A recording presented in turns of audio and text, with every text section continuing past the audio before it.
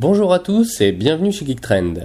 Aujourd'hui, je vais vous parler d'un objectif sorti il y a quelques mois et attendu depuis longtemps par les photographes amateurs, le Samyang 14 mm f2.8.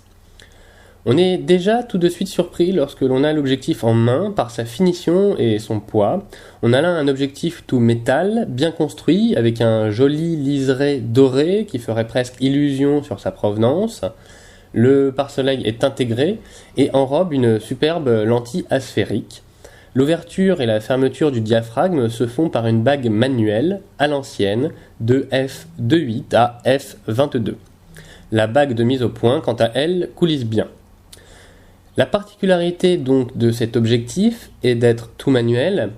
Sur les boîtiers avec la mesure automatique de lumière, on peut l'utiliser en mode priorité ouverture, sinon il faut y aller à tâtons, en manuel. Par ailleurs, sur un APS-C de type D90, la longueur de focale est équivalente à un 21 mm, mais, et c'est en vérité tout l'intérêt de cet objectif, il est utilisable sur un plein format. En ce qui concerne la qualité d'image, j'ai lu des choses hallucinantes sur certains forums où des participants, qui ne l'avaient pas essayé bien sûr, passaient leur temps sur des pages et des pages à scruter des mires, à parler de pouvoir de séparation, se plaignaient de son manque de piqué, de la distorsion, etc. et écrivaient en conclusion que le Canon 14 mm f2.8 était mieux. Mieux. Oui, c'est vrai, sauf que l'un coûte 2000 € et l'autre est près de 10 fois moins cher. Donc effectivement, cet objectif Samyang n'est pas excellent, mais comme disent les Anglais, il fait le job.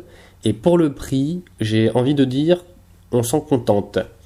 La distorsion est effectivement élevée, les aberrations chromatiques sont trop visibles à pleine ouverture, et le traitement des lentilles n'est pas suffisamment poussé pour résister au flair dans certaines conditions.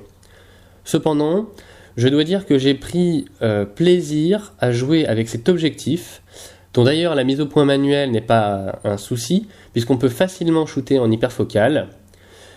J'ai envie de dire pour conclure que si vous comptez l'utiliser de façon ponctuelle sans tirer au-delà du A4, moi je considère qu'il est d'un très bon rapport qualité-prix.